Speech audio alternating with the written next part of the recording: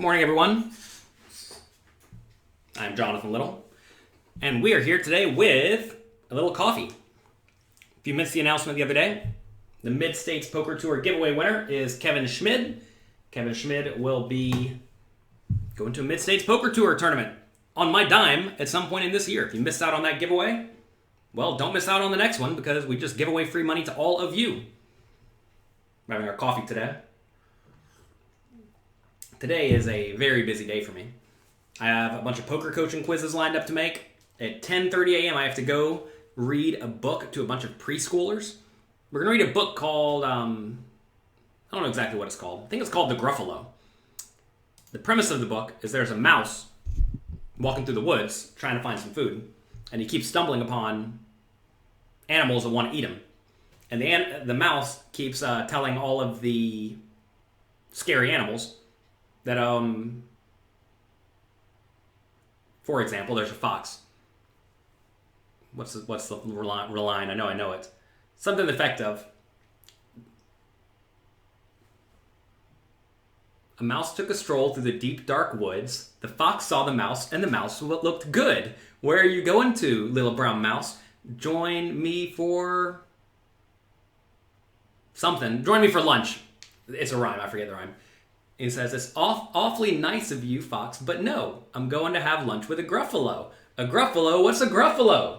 A gruffalo, why didn't you know? He has terrible teeth and terrible jaws and terrible, terrible something in his terrible jaws. Where are you meeting him? Here by these rocks. And his favorite food is roasted fox. Roasted fox? Oh no, says the fox. I forget the rhyme. I'm going to have to read this.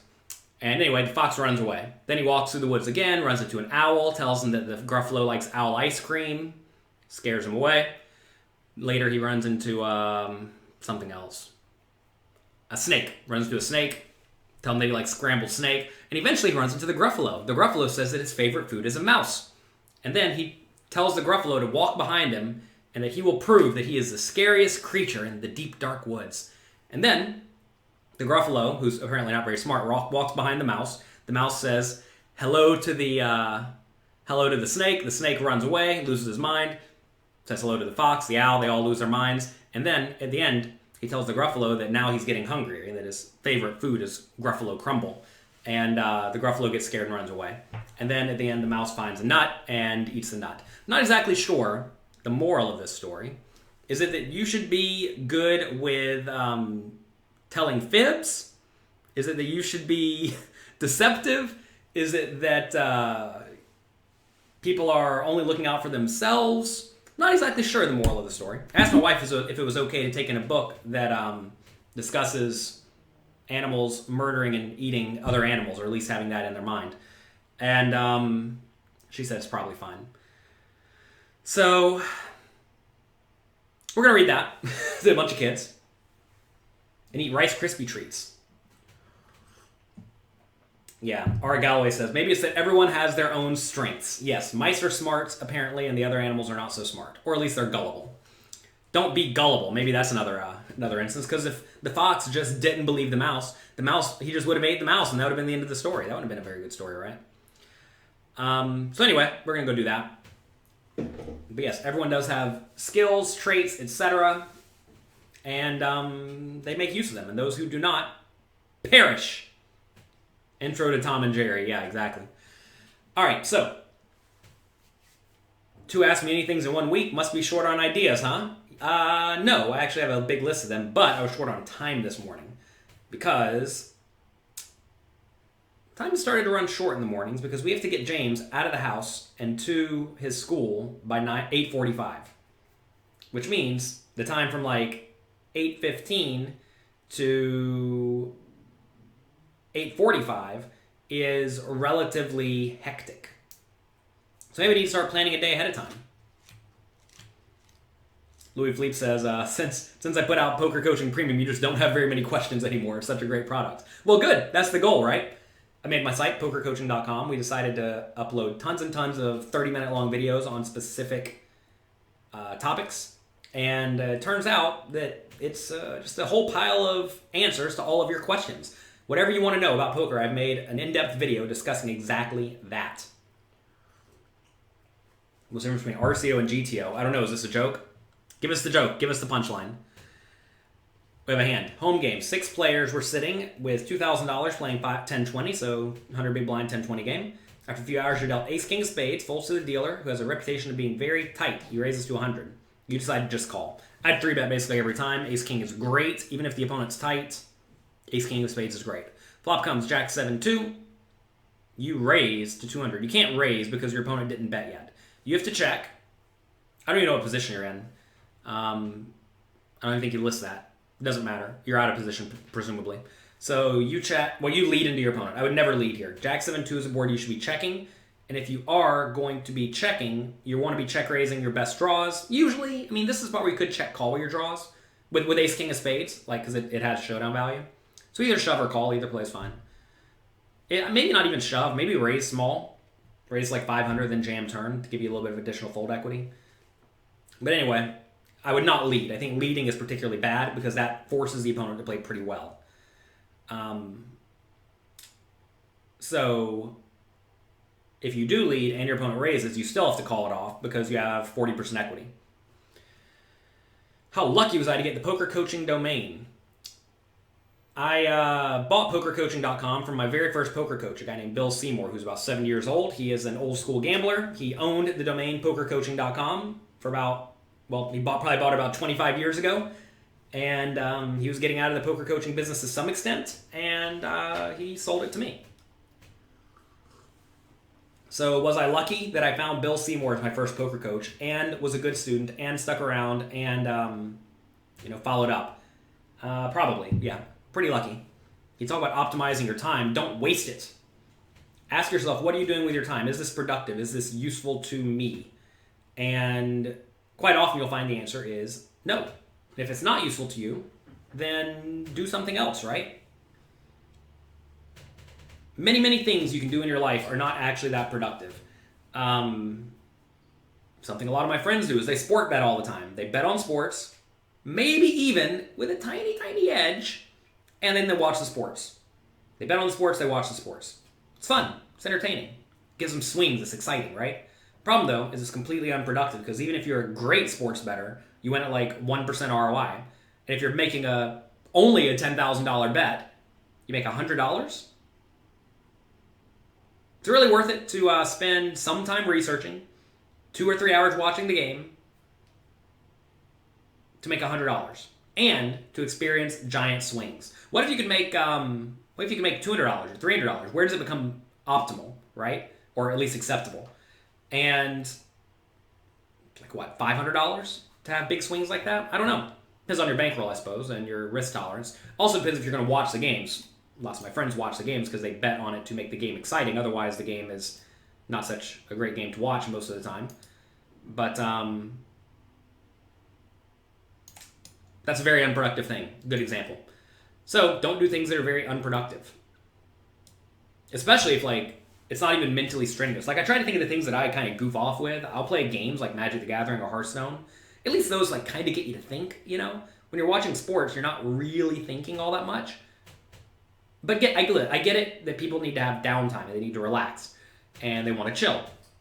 And that's all good to go, right? I get it.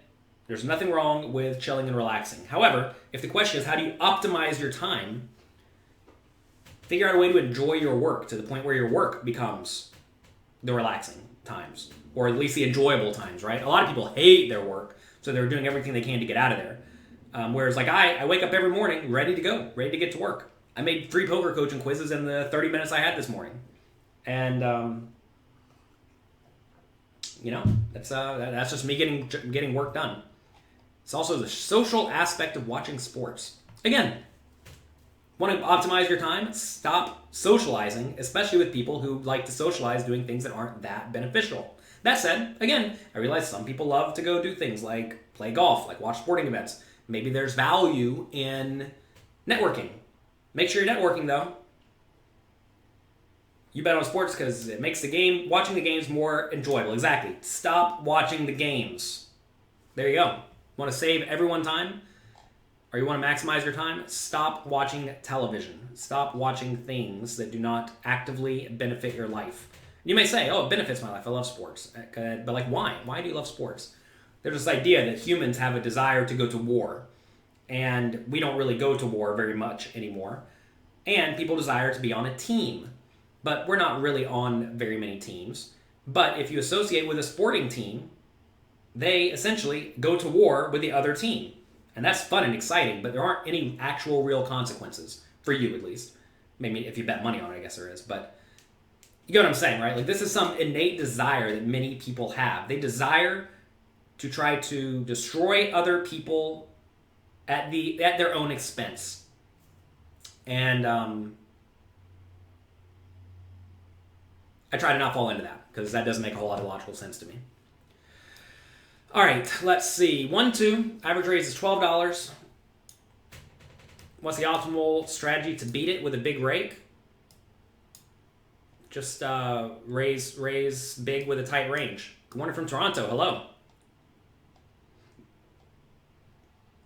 A lot of time you don't need to shove as a bluff. A nice half-pot bet should do the trick. If he comes over the top, guess what? You're beat. No, well, so this is referring to the ace-king of spades hand. When you flop a flush draw, you're not folding the nut flush draw for 100 big blinds. Sorry, I hate to break it to you. You're getting your money in, and if you put in half your stack and then fold, then you're just folding, getting really, really good odds. So do not do that. You're referring to some other hand. I don't know. All right, anyway. Let's see. What do you think about the cash out option on Pokerstars? It's great if you like paying more rake. Every time you use the cash out option on Pokerstars, they charge you an additional 1% rake. You want to pay 1% rake? On top of the already 3, 4, 5% rake? Don't do that. Don't pay more rake. Instead, just play when you're properly bankrolled. Last two in a tournament. Villain has 30 big blinds. You have 14. So we're heads up playing 14 big blind poker.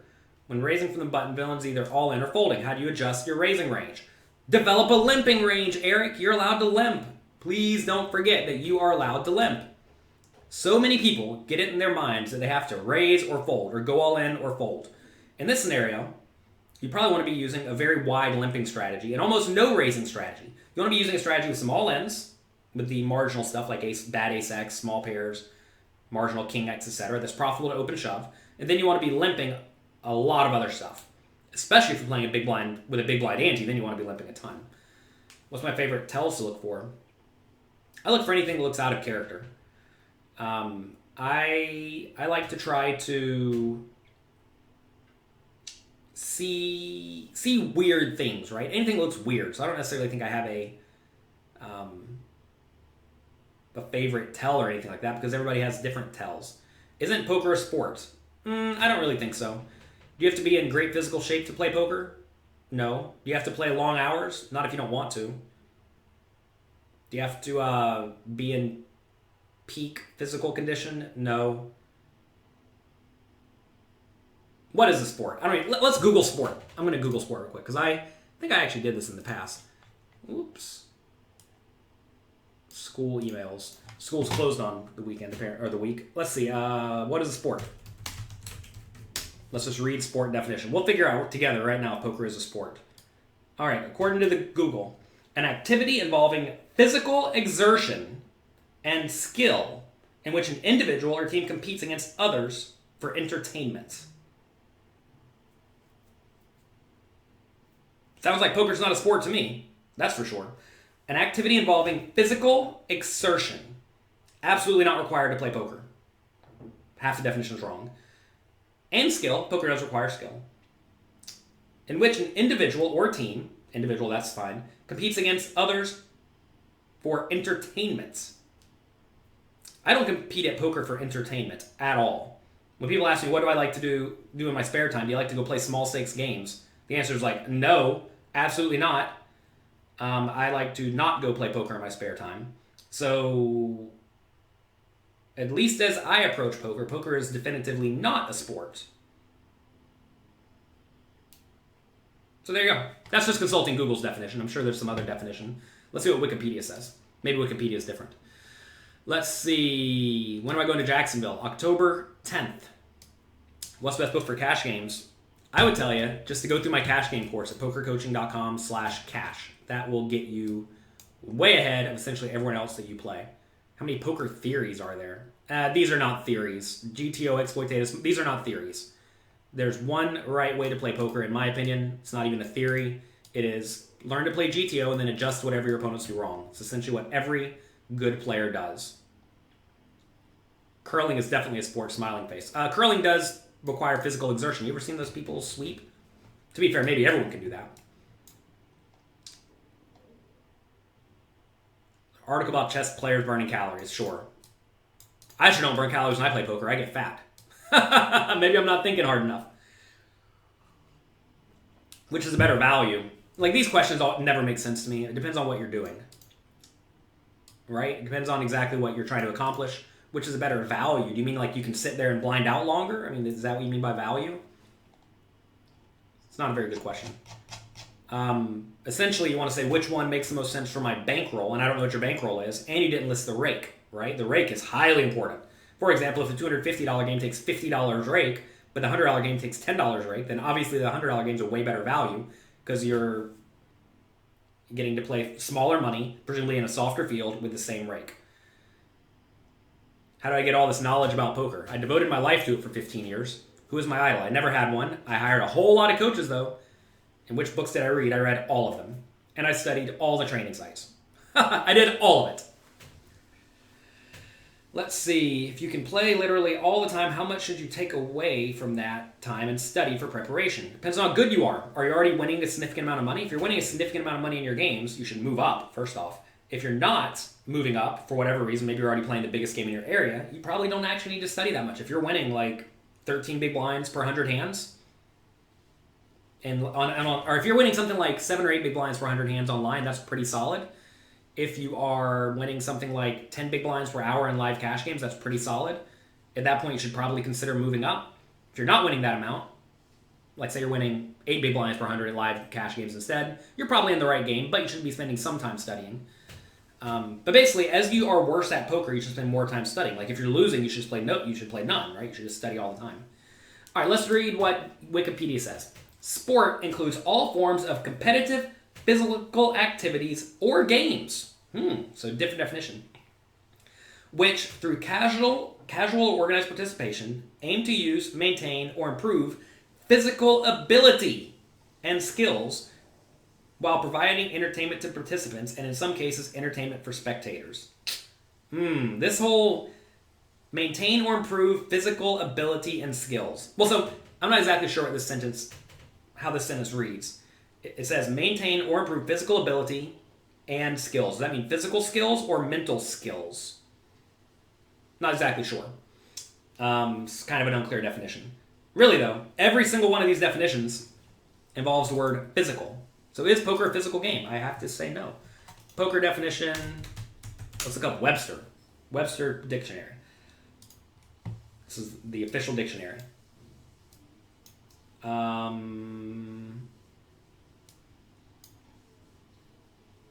in the world's the definition? There's a million definitions on this. A contest or game in which people do certain physical activities according to a specific set of rules and compete against each other. British definition, sports in general, a physical activity such as hunting, fishing, swimming, running that is done for enjoyment. Sure sounds like poker's not a sport to me. The mind is a muscle, so yes. I think the mind's an organ. What is the brain? Is the brain an organ? Pretty sure it's an organ. The brain is the most complex organ in the body. Am I a Mac or PC user? PC, because all the poker programs don't work very well on Macs. So anyway, seems like poker's definitely not a sport. That said, a lot of people like to say it's a sport to try to make it seem more prestigious, more legitimate, more something that justifies spending their time on it. Because if you say I'm playing a card game, people think, why? But if you say I'm playing a sport, people think it's prestigious or cool.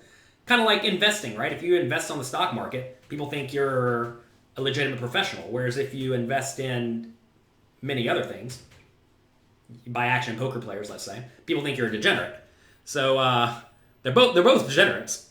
Not necessarily, you know what I'm saying. But people like to put things in categories. They like to exaggerate a bit, essentially. And it's fine to exaggerate. Just realize that you're exaggerating. So poker is definitely, like, I think the way this works is there are games and then there are sports. Sports fall underneath games. If you want to say an esport, let's look up an esport. Let's look up definition of esport. Is poker an esport? Probably not.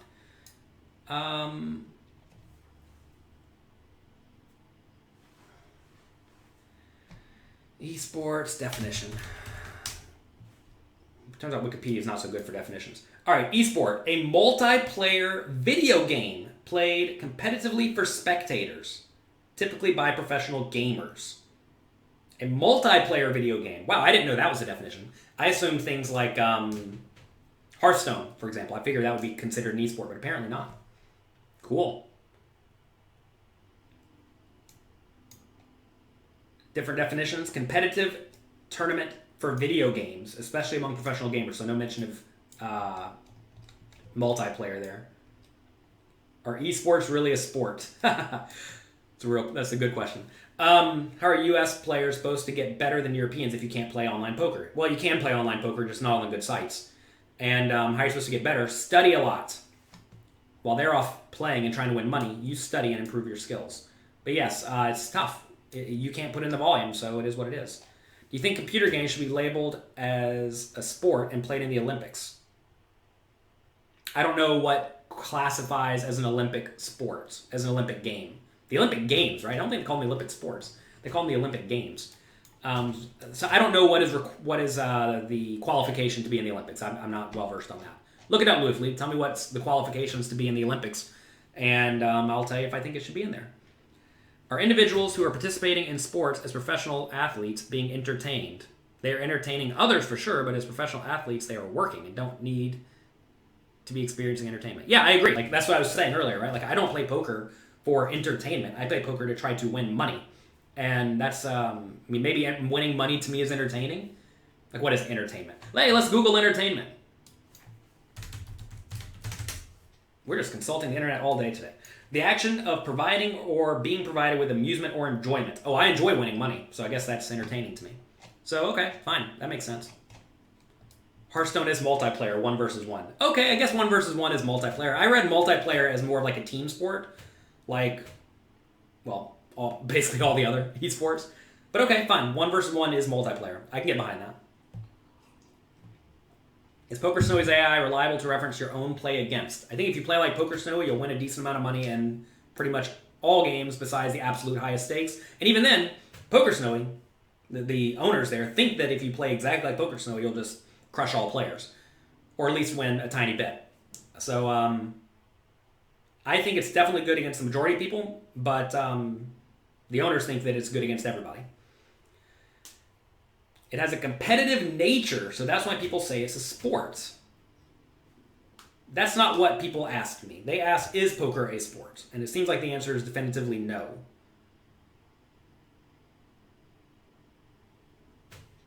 You just Googled Magic the Gathering, you spelled it wrong. M-A-G-I-C. You didn't know it's a card game. It is a card game. It's a physical card game. They give you physical cards. I have a pile of them. Here. Here's some Magic the Gathering cards right here. Physical cards. They do different things. They're different colors. They're fun. They're exciting. What do we even have here? Lots of fun cards.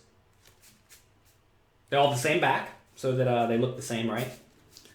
And you can play this in the digital format too.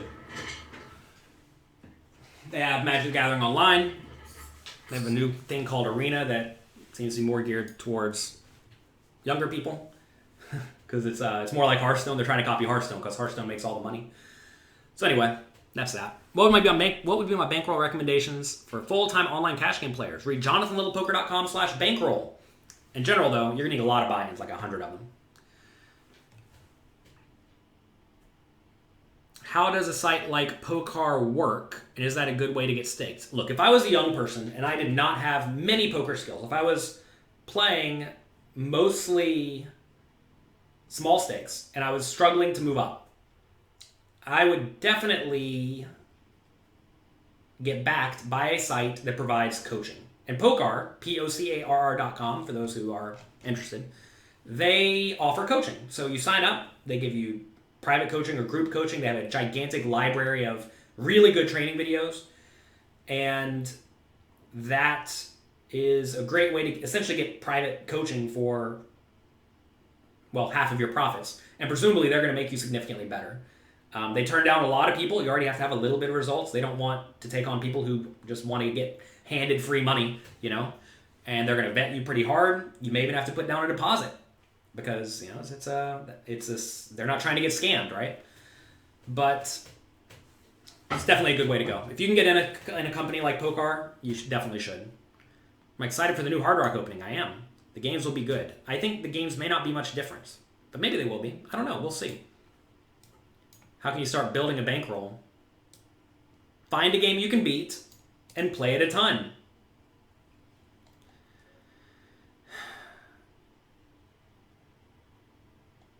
Let's see. You're really struggling with downswings. How do you deal with downswings? I play a lot of volume. If you play a lot of volume, play a lot of poker, the downswings will go away. You'll still have them. And you know what? They'll actually be worse.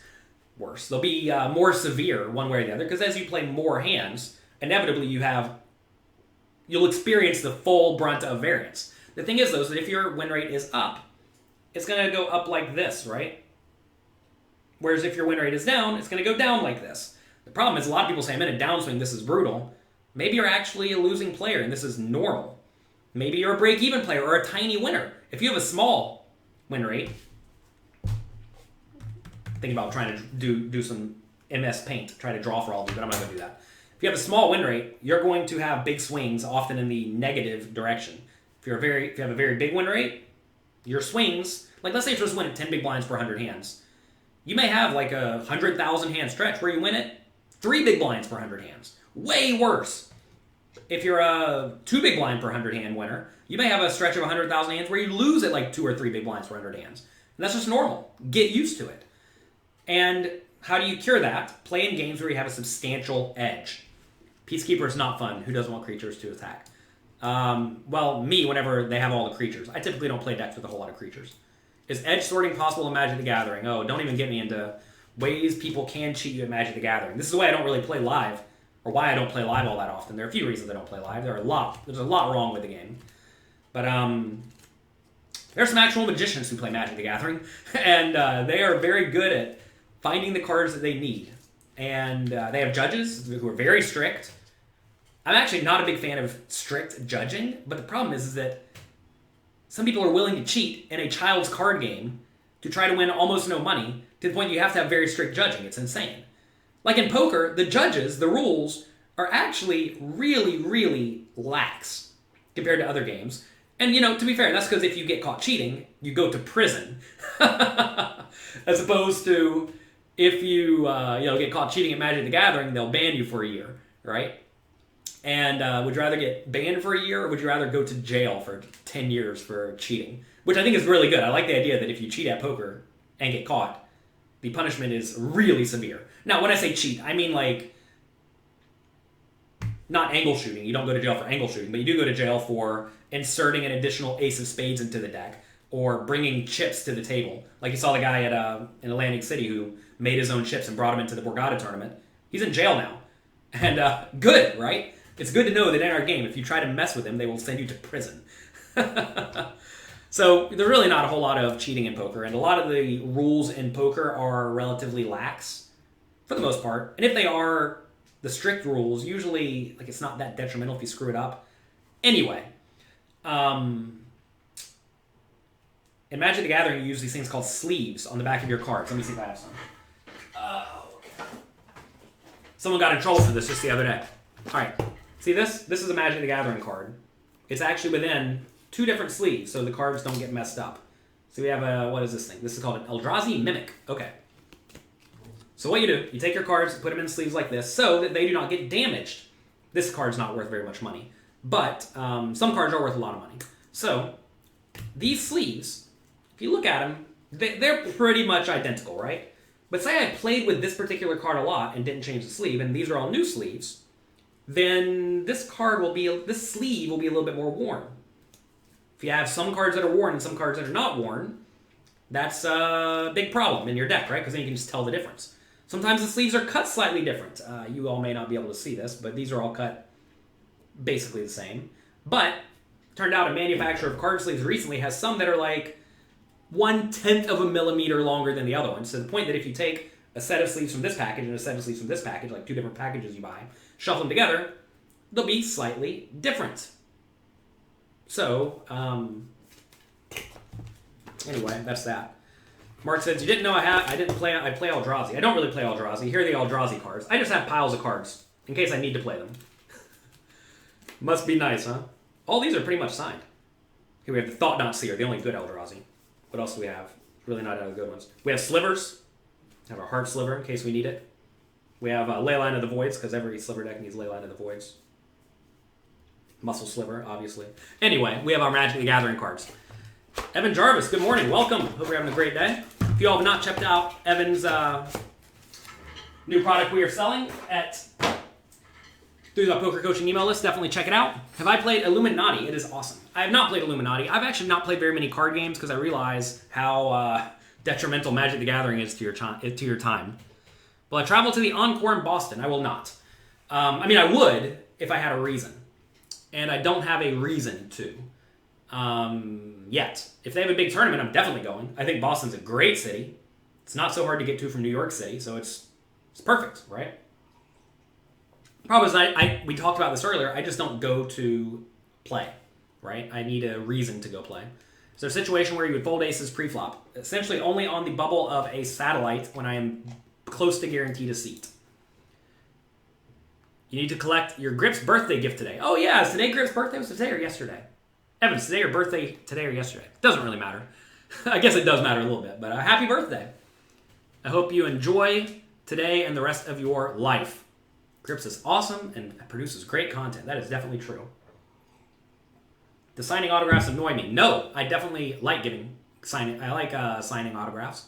Grips' birthday was yesterday. Well, happy 22nd birthday plus 1 day. Congrats.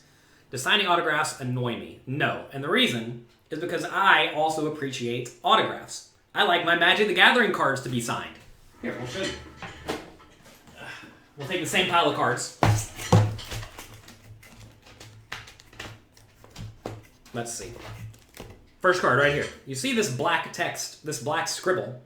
This is the signature of the person who made the art. I mean, they're all signed.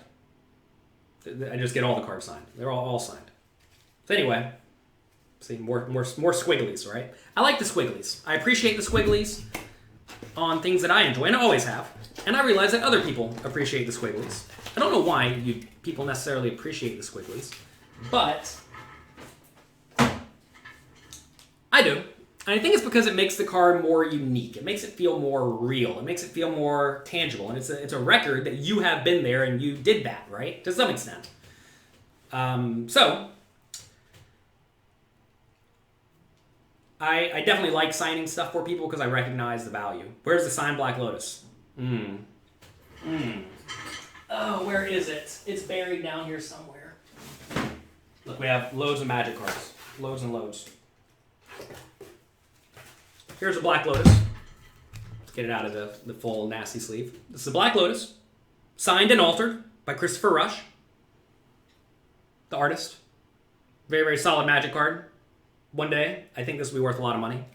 Not worth so much money now. Now people just say it's destroyed. But I have a set of Power 9. Here's all the Power 9. All signed and altered by the artist. You see these are not normally drawn on. Maybe you don't know they're drawn on. But anyway, these are all cards signed and altered by the original artist. And I like that kind of thing. I like art. And art is fun. Art is very fun. All sorts of fun stuff you're learning today. Oh, look. One more cool thing. Here we have a picture of Time Walk. This is one of the Power 9 cards. Pulled this off my wall right here. It's a recreation of it by the artist, Amy Weber. And it's pretty. It brings me joy. It brings me happiness. I am actually annoyed. You want to know why I'm annoyed? Because she added this clock here last second, but there's no shadow for the clock. How annoying is that? Maybe it's cool, though. Maybe I'm supposed to value that more. I'm not sure. Can I even get this back on the wall now? Okay, there we go. There we go. Have a Black Lotus. Holy poop. Yes. At one point I had, I think, 3 at one time was the most I had. I sold them all recently. I had a very clean beta one and a very clean unlimited one, but I think the prices were a little high about 2 years ago, so I sold them. Not emotionally attached. Probably not going to sell the altered set. I think I actually have the altered set on eBay for like $100,000, but no one's going to buy it for $100,000 clearly. Let's see. You're playing a big stack with 10s right now. Good luck. You want to hear about range advantage on paired boards? Question though. I don't know this question, but I would say that you want to ask who has more of the trips. If you have a lot of trips, you're in great shape. Just bet with everything, usually small. If you don't have trips, if you don't have many trips in your range, it's usually still okay just to bet small with everything if you have the range advantage. I discussed this thoroughly in my cash game course at pokercoaching.com/cash in the flop section. But essentially, we'll always want to be asking who has the range advantage and who has the nut advantage, and how does the board connect with each player's range. Paired boards usually don't connect with anyone's range too well unless it's like Jack, Jack, 10 or 9, 9, 8 or something like that. But so for that reason, you usually want to be betting pretty small on paired boards in general. But then also, you want to ask who has more trips. So if it's like, say you raise under the gun and the big blind calls and it comes 10, 6, 6, under the gun has almost no 6s in the range, right? So they don't have very many trips. Whereas if it comes King, King, 3, under the gun has lots of kings in the range. So you can bet the King, King, X more than you can bet the 6, 6, X. So anyway, that's that. Evan Jarvis recommended not 3-betting kings in a cash game against a single raise. He's a madman. Yeah, I don't do a whole lot of 3-betting when we're playing, especially against tight ranges. There's definitely merit in that, for sure. After you 3-bet kings or queens, the opener calls, ace high comes on the flop. What percentage should you be checking or betting? With aces or kings, well, kings or queens, it depends on the scenario, right? It depends on the rest of the board. Do you have the range advantage? Do you have the nut advantage? Do you want to be doing a lot of checking or betting? Usually on ace XX, it's fine to be... it's fine to be betting small with everything. You think it might have an underlying meaning and that it's not supposed to have a shadow for the clock. Yeah, that's what I'm hoping. I think it was probably just an error. It's funny, whenever you look through a lot of pieces of art, inevitably you'll just find mistakes. And I'm thinking that one's a mistake. But besides that, it's a cool picture. Cool to me. My wife thinks it's hideous.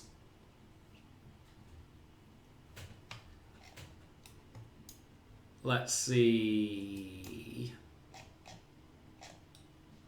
Yeah, the other day I went and I had some drinks and I played some blackjack. It was fun. I won a bunch of money. Do you ever consider doing a video blog during your tournament trips? Johns, I do that essentially every time.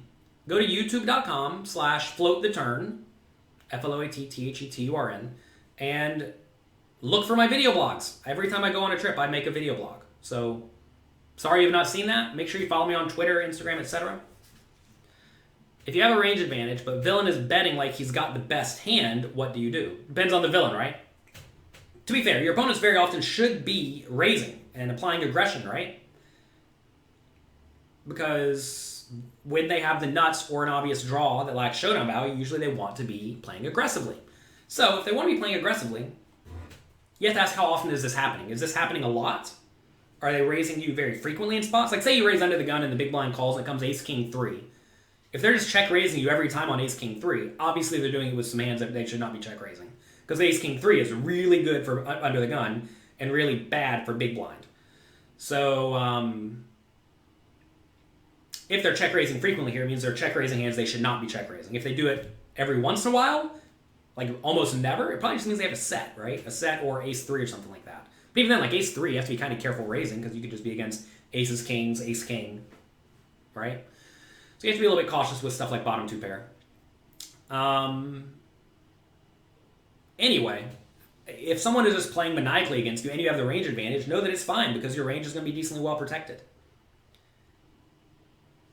Who has the edge between one player and another player heads up? I don't know.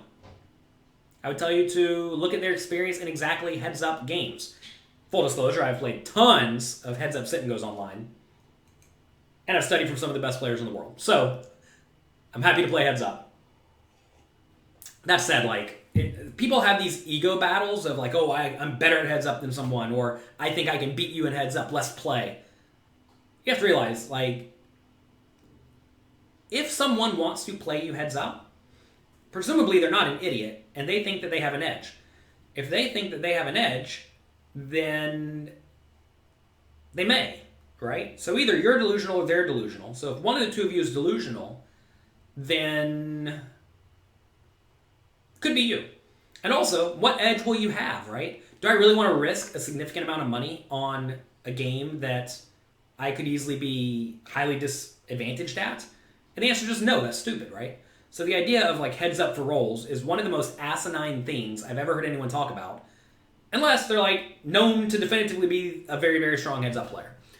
So anyway, I don't really get into heads up for rolls all that much, and I don't actually think it matters because you don't play heads up very often, essentially never, especially if you play live poker. Playing poker made you lose your wife and 5 kids. Well, try to win them back. If you have a clear range advantage, but you have a clear marginal made hand like middle pair, should you still be betting or checking? Depends. Very often, though, Matthew, you'll find the first hands you want to be checking are the middle pair type hands and the top pair bad kicker type hands. If you are going to start having a checking range, it goes back to say you raise under the gun with aces or with kings and it comes ace 9-3. Should you be betting? And the answer is yeah. You should probably just bet small. If it comes, let's say you have jacks and it comes queen 10-2, you should probably be way more inclined to check. So you see they're slightly different things, right?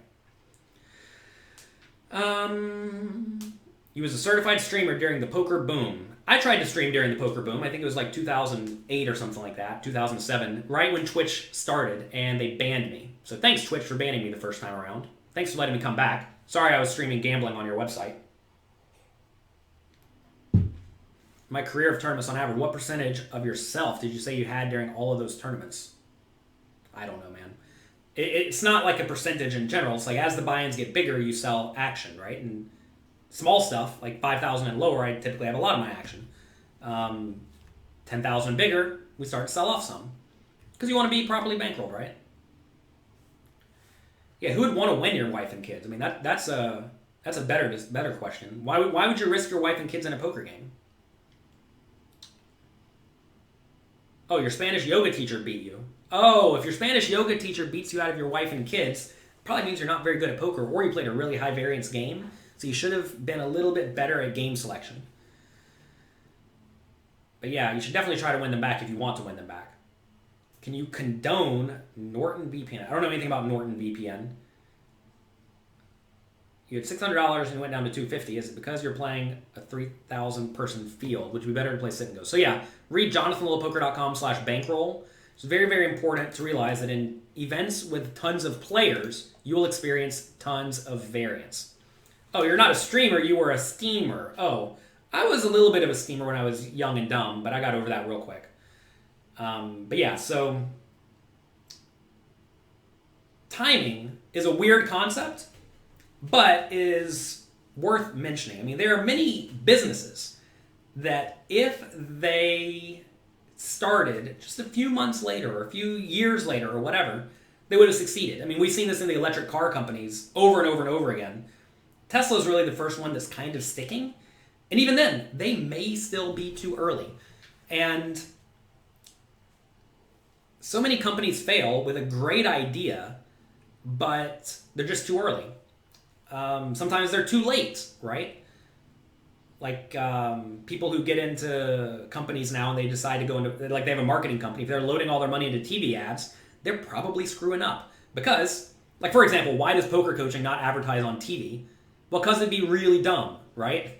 You want to advertise to your target audience. And very often, if you're selling a product that everybody does not need, you probably don't want to be advertising on TV because the TV audience is all over the place, right? So, well, maybe that's just not smart, but that's behind the times, right? Back in the day, there were only 3 channels, so if you watched TV, you watched it. And everybody watched it, so everybody's on 3 channels, so you get everybody. But now, everybody's not there. Anyway, I was way too early on streaming on Twitch. They apparently did not like people streaming gambling, so they banned me. Then, a year or two later, Jason Somerville got on Twitch and got famous. So, bad timing on my part. Am I still friends with Shannon? Sure, I am. He was the best man at my wedding. I saw him just the other day at Borgata. He's been crushing it recently. I think he took like Final Four in the Heads Up, 3,000 Heads Up. He won a 1,500 bounty. Just like last week, he's winning all the money. Good job, good work. Can you explain implied odds with good draws and pocket pairs? Basically, you're risking some small amount of money to win a lot of money, right? So say you're playing 100 big blinds deep and your opponent bets 3 big blinds into the 3 big blind pot. They're potting it, right? You're not getting great odds to draw to your flush immediately because you're only going to get there about 20% of the time on the next card. But pot odds dictate you need to win 33%. So if you could not get any more money in the pot, you should just fold because you're not getting the right price, right? You're only going to win 20%, but you need to win 33 based on your opponent's pot size bet. So can you win more money? Say you think you can get another 9 big blinds in. Now you're really risking only 3 to try to win a potential of 15, right? So now we're getting pretty good odds, pretty good implied odds. What was my thought on Barry Greenstein saying a few years ago, the newer players are so far behind the curve they have no chance? It's bad for the game, right? Well, clearly that's bad for the game, but people are going to say things that are bad for the game. I mean, just go to YouTube on poker and you see people tearing each other down, talking trash about each other, belittling each other, and they're all idiots. And people do stuff that is not good for the game all the time. I mean, look at the pros, right? Where was I discussing this? I was discussing this on a podcast yesterday. I did an interview yesterday. And the pros across the board have done a horrible job of making the game enjoyable. Now, I feel like I do a pretty great job at trying to help the community, but the vast majority of poker players want to sit there, wear their headphones, wear their sunglasses, not talk to anybody, and be rude. And if you do that, your game's going to die. Hate to break it to you. Nobody's going to play with you. You want people to want to play with you. The other day, a pro said that he didn't know who I was, and after he realized who I was, he's like, holy crap, you're Jonathan Little. You were giving off super whale vibes, which is good. I want to be the whale. I want to be having fun, goofing off, enjoying myself, right? And letting everybody else enjoy themselves. So a lot of people do things that are bad for poker. Saying that people can't get in the game is clearly bad. Talking poorly about others is clearly bad. And you have to check yourself.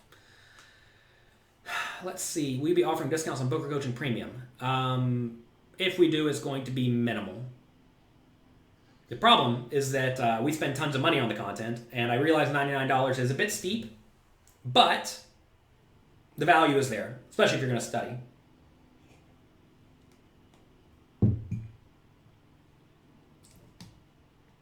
How should you go about interpreting and learning, implementing solver strategies? Play a lot, practice, get in there and do it. You can't just flip a switch and start playing like a computer. You have to study a ton. How often do I study? All the time, in various ways, right? How much time did it take me to become profitable? I got profitable pretty quick. I was playing Limit Hold'em back in the day. Limit Hold'em's a relatively easy game compared to No Limit. And back when I started, everybody was awful. So imagine just no one studied, but you studied. So pretty much immediately I was decently profitable, and that was nice. Nowadays, you have to actually be pretty decent before you're going to be profitable, and that makes it much tougher. But how long before I was profitable? I paid $300 for like 6 or 8 poker books. I read them all. I put $50 into my party poker account, and never had to deposit again. So we started with $50.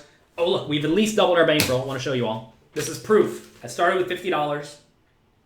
There it is. We have $100. I'm definitively a winner. So that was lucky. You have a problem where you find yourself making final tables, and other days you find yourself busting out early. Why are you always going back and forth? Well, sometimes you're going to win, sometimes you're going to lose. Get used to it. You're not always going to final table. I mean, sometimes you're just going to lose. I mean, you're supposed to lose sometimes. Variance happens. I mean, sometimes I win tournaments, sometimes I don't. Look at this. You see this trophy right back here? The one that looks like a guitar pick from Hard Rock. I went there. I won that tournament. I literally took first place out of 200-something people. And then I busted every other tournament I played. Why? Because that's how poker tournaments work. Get used to it. All right, well, I have to get going. I have to go read the Gruffalo book to my son at his school. I have to take them a treat and read to them. I have no clue what to expect. I've never read to a group of children, and that's going to be a lot of fun. You look younger than my old pictures where I had a lot of hair. Yes, I anti-aged. It's important to anti-age. I'm in much better shape. I eat way healthier, and I go from there. I was listening to someone talk on a podcast the other day. Like a podcast I don't really listen to, but I wanted to hear someone's interview. And they started their podcast by talking about how they decided to start eating healthy. They ate healthy for 2.5 weeks, and they felt like crap the whole time.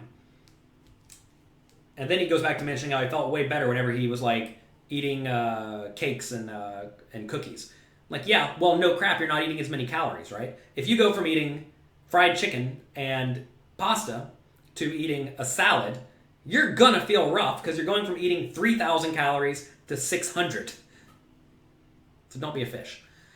Please don't be a fish. It's way better to be healthy than not healthy. But at the same time, don't think you can just hop right in there and do it all in one stroke because you'll feel awful. Why do both Rex and pros feel the need to jam it all in with flush draws on the flop turn at such a frequent rate when one only has 25% chance to hit their flush? Well, first off, you have 40% chance to hit your flush. What do you think about jamming draws? Wake, it depends entirely on your scenario. How do I play my flush draws? I play my best draws by calling very often because they have showdown value, and I play my best draws by being aggressive for the most part. Was I intimidated by Phil Ivey at my final table? A little bit. Phil Ivey's fun, scary poker player to be against.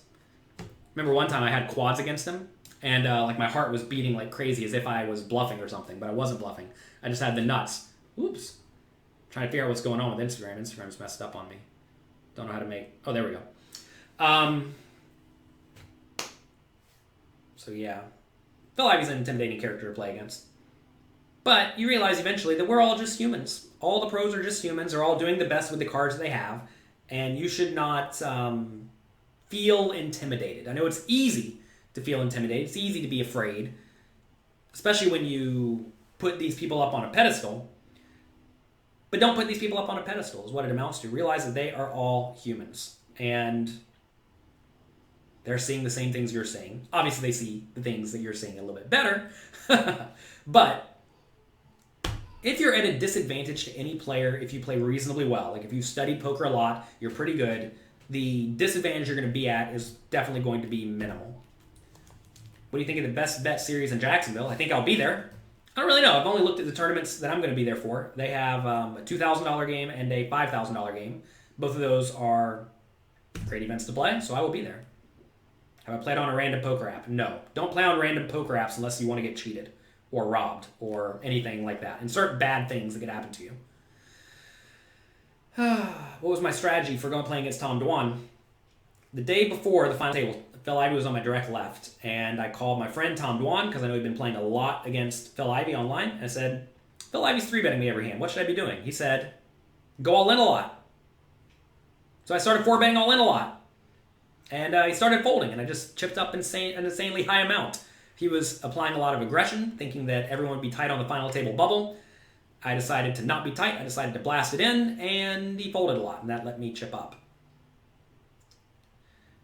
What was the first 3 poker books I'd recommend for someone who's never bought a poker book? Depends on if you're good or not yet. Are you bad or are you good? If you're good, get